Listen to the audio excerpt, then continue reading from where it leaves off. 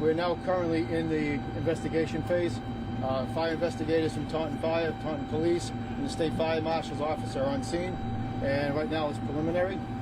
So they're just doing the gathering information, seeing which way this investigation is going to lead them. Like I said, it's preliminary.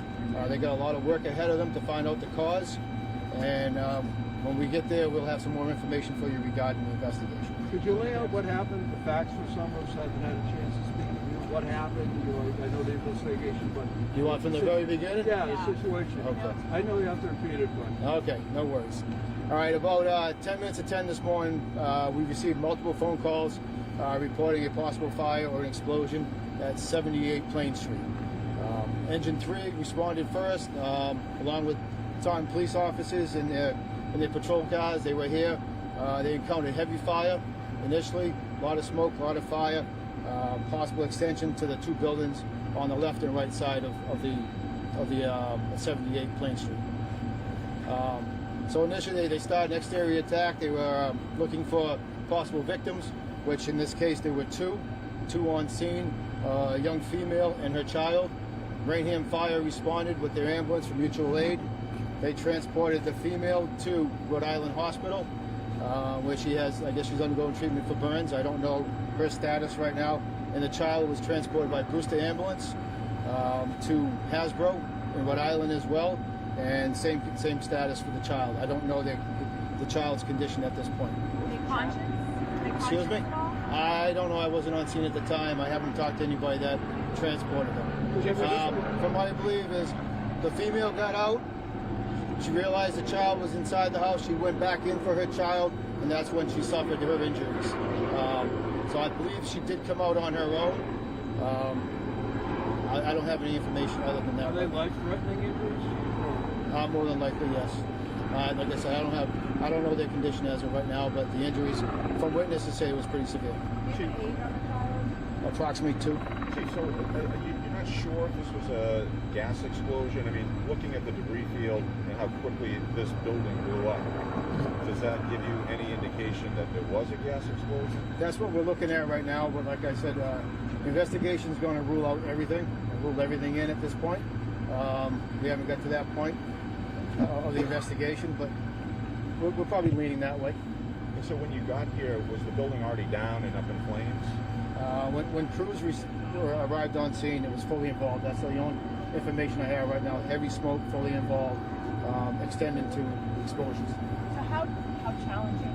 You could describe the fire for you and your guys. Like, what were the challenges? The challenges for a fire like this, a gas-controlled, searching for people, getting water on the fire initially. It's whether it's December or July, we have our procedures that we go through. We run right down the list: life safety, exposures, then containment. Obviously, we're all digging out from a blizzard, so the blizzard didn't help. The snow on the road, and the roads are narrow, these trucks are big. So it was tough getting here. The station's maybe a quarter mile away from here, so response was fairly good considering the conditions. Could you just clarify? I'm sorry, I didn't understand. But so the two victims, they were in the address at 78? There were actually, from what we were told, there was actually 3 people in the house at the time. She's approximately 25 years old, I'm told. The female, the child, and the female's boyfriend was in the house, we think. There was initial reports that he was missing. State police did contact him, so there's no one missing. But they were in the house at 78? That's what we believe. I haven't talked to the investigators. Well, the details yet. Well, not to go on about it, the boyfriend, is there some, we're not sure he was there. Are police involved in this investigation? Chief? Criminal? No, our understanding is that the boyfriend was not present when the explosion happened. The victim took herself out of the house with her baby and actually went to a house behind them. That's where we found the victims.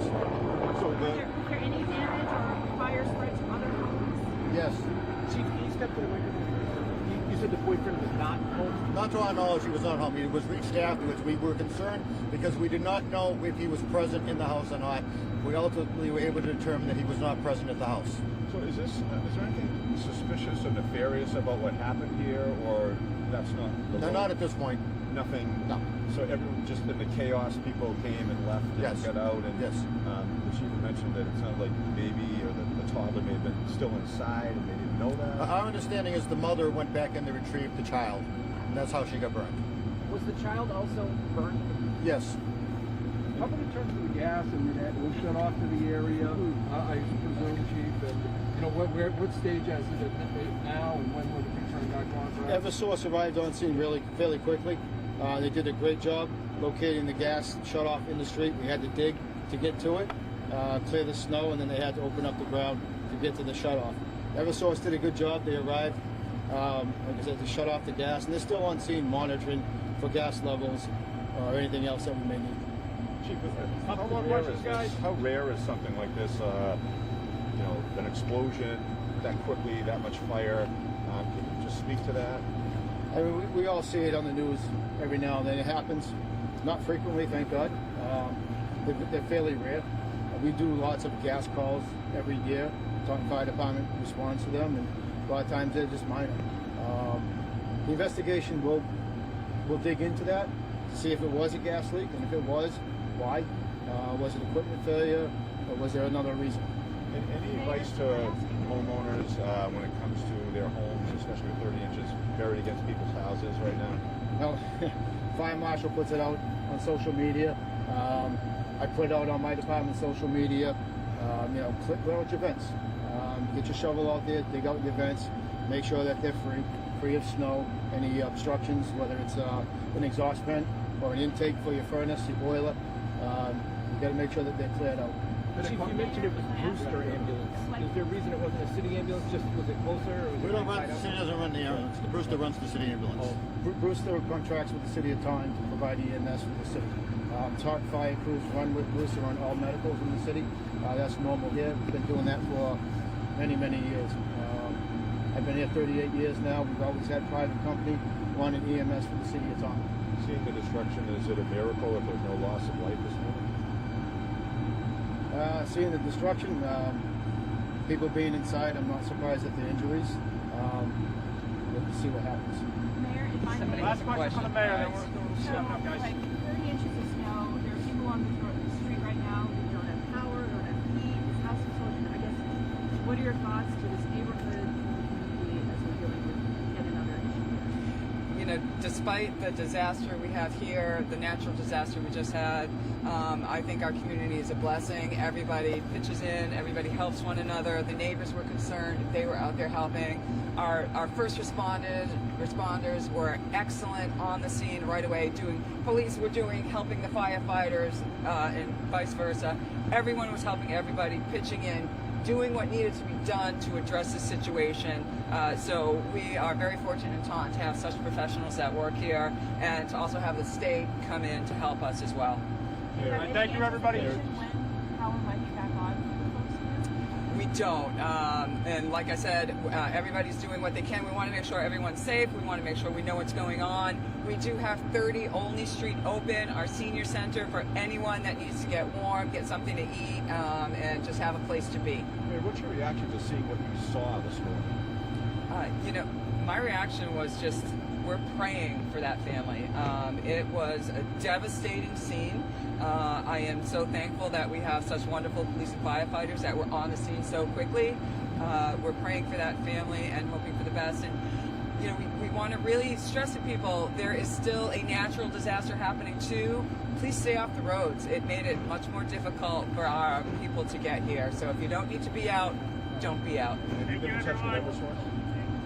Eversource is here. Everybody's been talking to everybody. They're on the scene. They've got a lot of crew here as well. I guess houses shouldn't explode. We would never want to see a house explode. Why? Thank you, guys. Thank you. Yeah, we'll be looking into why. The investigation's ongoing.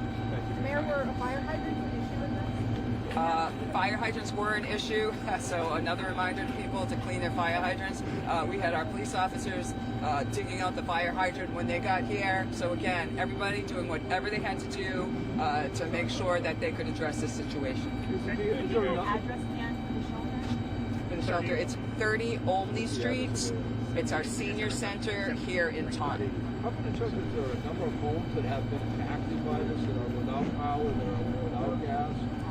There are a number of homes on the street that do not have electricity and gas right now. We're working to, obviously we want to get that back on as soon as we can, but we want to make sure that we do that safely. And we've been telling people they can go to the senior center if they need someplace to be. You don't have any idea how many there might be?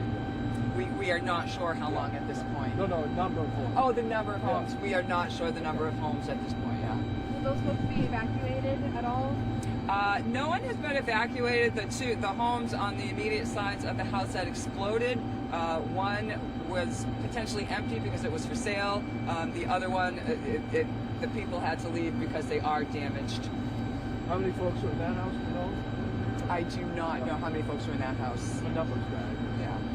Are they being assisted by the Red Cross? The Red Cross is here on scene as well. We've got every stakeholder, every helper that we need is here today, and we're very thankful for that. You don't know the folks who were injured at all, do you? Are you familiar with them? The mother of the child? I have not been told their names as of yet, so I'm not sure, but it is a very close-knit community, a very tight neighborhood, so we're praying for the family and also for the neighbors who I'm sure feel devastated as well. What about the third person? The third person that was in the house? Only 2 people were injured. We are unaware, at least I'm unaware of whether there was a third person actually in the house. Thank you guys. Thank you. Okay, thank you. All right.